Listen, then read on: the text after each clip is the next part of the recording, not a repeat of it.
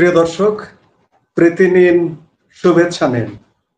আজকে আমরা যৌথভাবে কথা বলবো। আজকে আমি কথা বলবো না, মূলত আমি কথা শুনবো আপনাদের সঙ্গে। এই মুহূর্তে আমাদের এই কথা বলবার জন্য উপস্থিত আছেন সম্মানিত দর্শক, ডিএমপি কমিশনারের কিছু কথা নিয়ে আজকের এই ভিডিওটি করব এবং প্রসঙ্গক্রমে আমাদের সেনাপ্রধান জেনারেল ওয়াকারুজ্জামানের কিছু বিষয় এখানে আমি আলোচনা করব। ডিএমপি কমিশনার, ঢাকা মেট্রোপলিটন পুলিশের কমিশনার শেখ মোহাম্মদ সাজ্জাদ আলী তার সহকর্মী পুলিশ কর্মকর্তা এবং সদস্যদের জন্য কিছু কথা বলেছেন। আমার কাছে কথাগুলো বেশ গুরুত্বপূর্ণ মনে হয়েছে, বেশ ওজনদার মনে হয়েছে। বেশ কয়েক মাস আগে আমাদের সেনাপ্রধান জেনারেল ওয়াকারুজ্জামানও এমন কিছু কথা বলেছিলেন। এটি ভাইরাল হয়েছে, আপনারা সবাই জানেন। কথাগুলো তখন বেশ আলোচিত হয়েছিল। তিনি ক্ষমতাসীনদের উদ্দেশ্যে, রাজনীতিবিদদের উদ্দেশ্যে এবং সাধারণ মানুষের উদ্দেশ্যে বেশ কিছু কথা স্পষ্ট ভাষায় বলেছিলেন। আমি এগুলো পুনরুল্লেখ করতে চাই না। ওই কথাগুলোকে অনেকেই সতর্কবার্তা হিসেবেই দেখেছেন, বিশ্লেষণটা এমনই হয়েছিল। কিন্তু কাজের ক্ষেত্রে আসলে এই দেখাটা কোনো কাজে আসেনি বলে আমার মনে হয়েছে। অর্থাৎ কেউ মানেনি। এই যে কেউ মানলো না তার কথা বা সেটিতে মনোযোগ দিল না, আমল করলো না, এটা নিয়ে সেনাপ্রধানের কিন্তু এর পরে আর কোনো তৎপরতা লক্ষ্য করিনি। এরপরও সেনাবাহিনীকে নিয়ে আমরা দেখেছি সোশ্যাল মিডিয়ায় বিভিন্ন মাধ্যমে অপপ্রচার চালাতে আমরা দেখেছি। অনেক কটু কথা অনেকে বলেছেন আমরা দেখেছি। রাজনীতিবিদরা বলেছেন, ক্ষমতাসীনদের কেউ কেউ বলেছেন, কেউ কেউ আকারে ইঙ্গিতে সেনাবাহিনীকে তীব্র ভাষায় সমালোচনা করেছেন। এসব আসলে দেখে শুনে সাধারণ মানুষদেরও কেউ কেউ সেনাবাহিনীকে নিয়ে অনেক অনাকাঙ্ক্ষিত কথা বলবার সাহস পেয়েছেন। দুঃসাহস বলবো আমি এটিকে।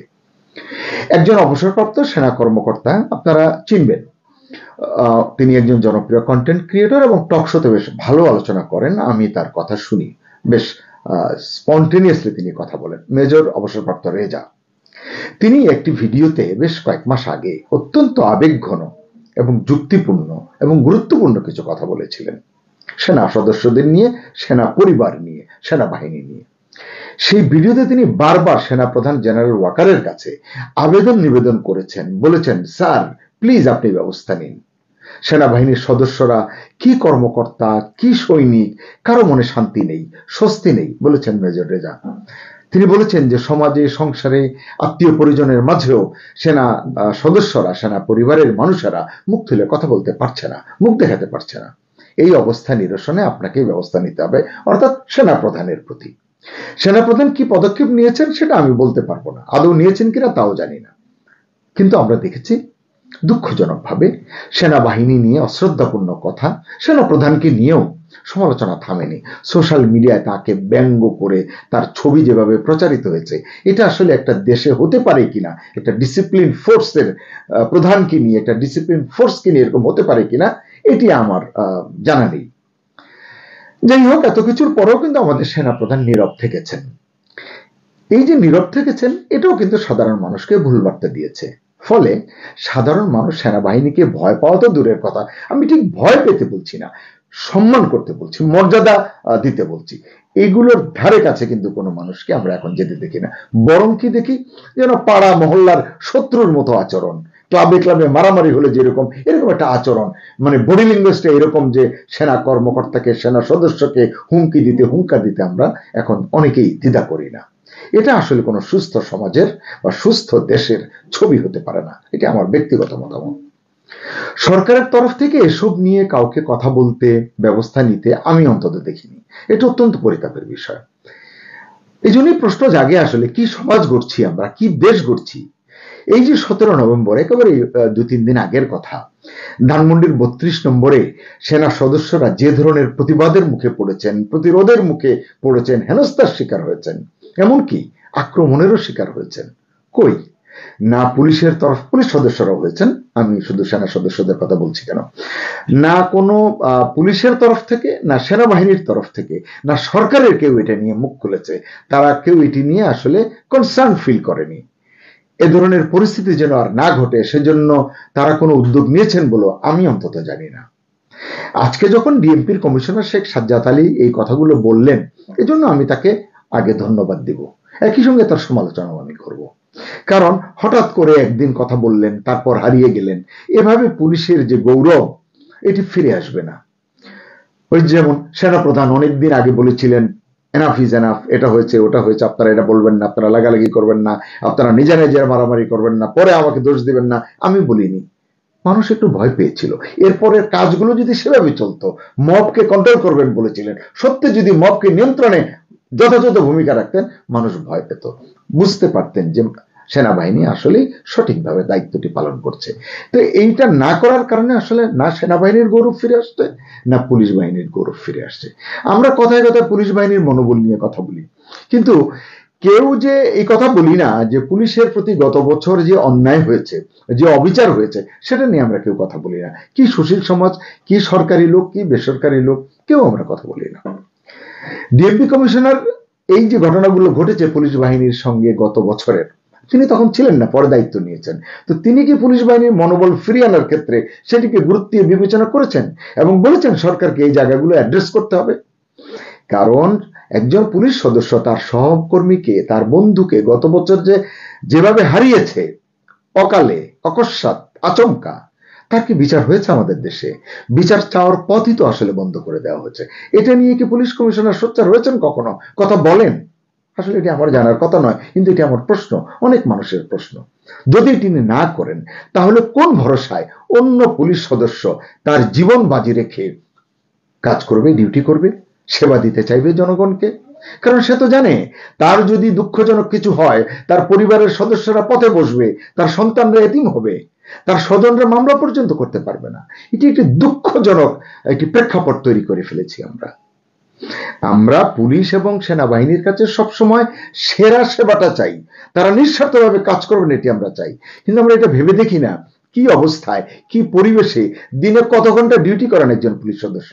আপনারা কয়জন জানেন প্রিয় দর্শক? কি পরিবেশে থেকে একটানা কতক্ষণ তিনি জানেন না, কাজে গিয়েছেন বা ফিরবেন কখন, তার ডেরায় কখন ফিরবেন তিনি জানেন না। তাহলে আমরা আসলে রেডিমেড সমালোচনা করতে একটুও চিন্তা করি না। দুঃখজনক ভাবে আমাদের অনেকেই পুলিশকে ঠোলা বলে ডাকতে পছন্দ করি, আমাদের বিবেক বাধা দেয় না। আজকাল অনেকে বলেন সেনাবাহিনী মানে চৌকিদারি পরিণত হয়েছে। খুবই দুঃখজনক কথা, আপত্তিকর কথা।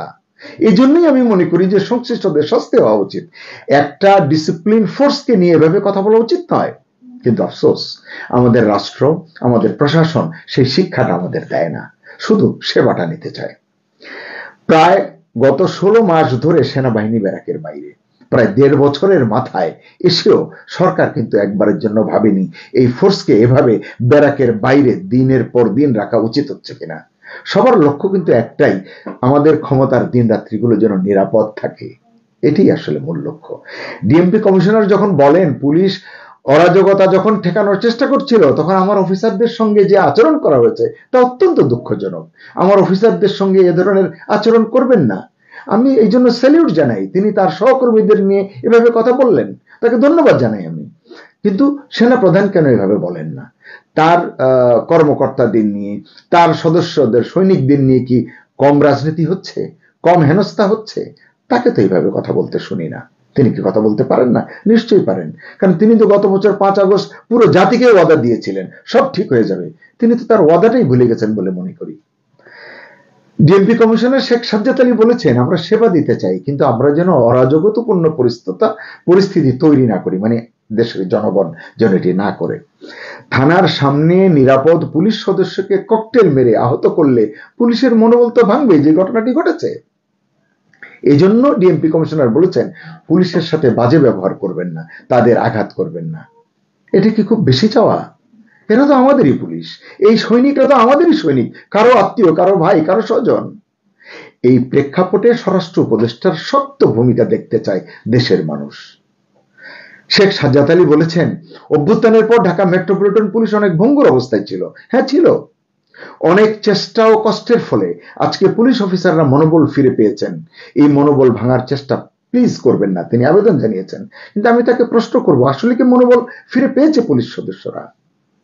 পুলিশ কমিশনার বলেছেন পুলিশের মনোবল ভেঙে গেলে পরিণতিতে জনগণকেই নিজেদের ঘরবাড়ি পাহারা দিতে হতে পারে। সত্যি তো, আমরা দেখেছি না গত বছর পাহারা দিতে হয়েছে না? 5ই আগস্টের পরে রাত জেগে চোর ডাকাতের জন্য তো বাড়িঘর পাহারা দিতে হয়েছে, মহল্লায় মহল্লায় পাহারা দিতে হয়েছে, তারপরে তো আমরা ঠেকাতে পারিনি। রাস্তায় ছাত্রদেরকে আমাদের নামাতে হয়েছে ট্রাফিকিং এর জন্য, তাও তো আমরা গাড়ি চলাচলে শৃঙ্খলা আনতে পারিনি। এগুলো অপ্রিয় সত্য কথা। এই জন্যই সতর্কতা খুব জরুরি। আমি সাম্প্রতিক একটি ঘটনা উল্লেখ করি যে ধানমন্ডি 32 নম্বরের হামলার পেছনে ছাত্র শিবির কোট আনকোট। ডিসি মাসুদের এই বক্তব্য ভাইরাল হয়েছে, আপনারা জানেন, কিন্তু এর পেছনের সত্যটা উদ্ঘাটন হলো না কেন এখনো? কারণ প্রকৃত অপরাধীকে তো উদ্ঘাটন করা দরকার, চিহ্নিত করা দরকার, তাকে শাস্তিও দেওয়া দরকার। সেই ভাইরাল ভিডিও নিয়ে পুলিশের পক্ষ থেকে কি এখন পর্যন্ত আনুষ্ঠানিক কোনো বক্তব্য দেওয়া হয়েছে? 17 নভেম্বর ধানমন্ডি 32 এলাকায় যা হয়েছে তার সঠিক বিচার কি কমিশনার করবেন না করতে পারবেন? এটা জনগণ জানতে চায়। তার সদস্যদের সঙ্গে যা হয়েছে, সাধারণ নাগরিকদের সঙ্গে যা হয়েছে, মানে একটা দল শক্তির প্রয়োগ করে যা করেছে, এটি কি তারা করতে পারে? ডাকসুর যে মহিলা সদস্য পুলিশের একজন কর্মীর সদস্যের পোশাক টেনে ধরলো, উত্তেজিত আচরণ করলো, বাংলা ইংরেজি মিশিয়ে নিজের জ্ঞান জাহির করলো, তার জন্য কি ব্যবস্থা নেওয়া হয়েছে? তো এমন ঘটনা যে আরেকটি এরকম ঘটনায় জমায়েতে ঘটবে না, তার গ্যারান্টি কে দেবে? তাহলে কি করে মনে জোর নিয়ে পুলিশ সদস্য, সেনা সদস্যরা দায়িত্ব পালন করবেন? এই যে ওদিন দেখলাম আমরা বিক্ষোভকারীদের সঙ্গে পুলিশের এবং সেনাবাহিনীর দফায় দফায় ধাওয়া পাল্টা ধাওয়ার ঘটনা ঘটলো, বিষয়টা শেষ হলো কোথায় গিয়ে? কেন শেষ হলো? কিভাবে শেষ হলো? সমঝোতাটা কি হলো? কার কথায় শেষ হলো? কে সে কত বড় ক্ষমতাবান? পুলিশের চেয়েও, সেনাবাহিনীর চেয়েও, সরকারের চেয়েও? তাহলে বলতে হবে ডাল মে কুছ কালা হ্যায়। পুলিশকে, আর্মিকে যেভাবে চ্যালেঞ্জ করলো শিক্ষার্থীরা, তথাকথিত ছাত্র জনতারা, এটা আসলে কি বার্তা দিচ্ছে আমাদেরকে? আইন শৃঙ্খলা পরিস্থিতি ঠিক হবে কিভাবে দেশে? কবে হবে? এক্ষেত্রে সরকারের অবস্থানটা কি? যার যা মনে চায় তাই করবে। পুলিশ আর্মি বাধা দিলে বিশ্রী ভাষায় প্রতিবাদ করবে, গালাগাল দেবে, শক্তি দেখাতে চেষ্টা করবে, ঢিল ছুড়বে, ককটেল মারবে কিংবা হ্যান্ড গ্রেনেড ছুড়বে। তাহলে আইন শৃঙ্খলা পরিস্থিতি ঠিক হবে কিভাবে? কে করবে ঠিক? আর ওই যে মনোবলের কথা যেভাবে সবাই বলেন, কমিশনারও বললেন, উপদেষ্টাও বলেন, প্রধান উপদেষ্টাও বলেন, তো মনোবল কি আসলে বাতাসে ভর করে আসবে?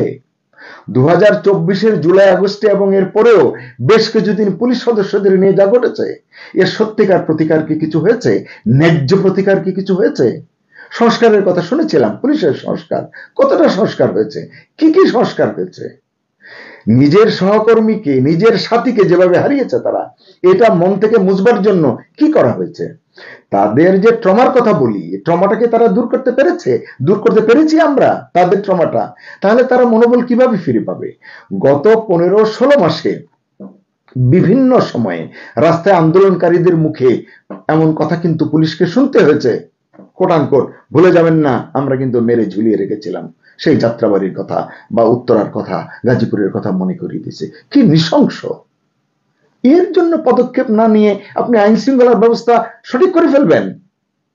17 নভেম্বরের 17 তারিখ ঘটনাস্থলে থাকা আইন শৃঙ্খলা বাহিনীর অনেক কর্মকর্তাই বলেছেন, গণমাধ্যমে এসেছে, আমি এটি দেখেছি, আমার কাছে কোনো প্রমাণ নেই, তারা বলেছেন বিক্ষোভকারীদের আচরণ ছিল প্রশিক্ষিত দলের মতো। ভয়াবহ কথা। পুলিশের প্রাথমিক ধারণা এখানে ছাত্র শিবির সহ চিহ্নিত একটি গোষ্ঠীর সক্রিয় ভূমিকা ছিল। ও মাই গড, এটা কি সত্যি? সত্যি হলে কি ব্যবস্থা নিয়েছেন কমিশনার? কি ব্যবস্থা নিয়েছেন সেনাপ্রধান? আর সত্যি না হলে যে পুলিশ কর্মকর্তারা এমন অভিযোগ করেছেন, গণমাধ্যমে এসেছে, তাদের বিরুদ্ধে কি অ্যাকশন নিয়েছেন সেটাও আমরা জানতে চাই। এসব জায়গায় আসলে হস্তক্ষেপ করতে হবে, মনোযোগ দিতে হবে, তা না হলে সমাধান হবে না। 17 নভেম্বর তো আইন শৃঙ্খলা বাহিনীর তরফ থেকে, মানে তাদের তরফ থেকে বলা হয়েছিল ধানমন্ডি 32-এ পরিকল্পিত ভাঙচুরে জড়িতদের শনাক্ত করার কাজ চলছে। সেই কাজের ফলাফল কি? আর কতদিন লাগবে? আদৌ কি জানা যাবে কখনো? প্রধান উপদেষ্টা বলেন শান্তিপূর্ণ এবং সন্তোষজনক নির্বাচন করতে হলে সেনাবাহিনীর বিকল্প নেই। কত সত্য, আমাদের জন্য এটা খুবই জরুরি। কিন্তু সেই সেনাবাহিনীর মোরালটা ঠিক রাখতে কি পদক্ষেপ নিয়েছেন তিনি? সামনে কি নেবেন? আমরা তো শুনে এসেছি গত 16 মাস ধরে সেনা প্রধানের সঙ্গে, সেনাবাহিনীর সঙ্গে তাদের যে মানসিক টানাপোড়েন, সেগুলো কি ঠিক হয়েছে? সেনাপ্রধান কি তার বাহিনীর জন্য যা যা করা জরুরি তা করতে পেরেছেন, করছেন, বলতে পারছেন বা বলবেন? মেজর অবসরপ্রাপ্ত রেজা যে আকুল আবেদন জানিয়েছেন, মিনতি জানিয়েছিলেন, তার কতটা প্রতিকার তিনি করেছেন, কতটা ব্যবস্থা তিনি করেছেন?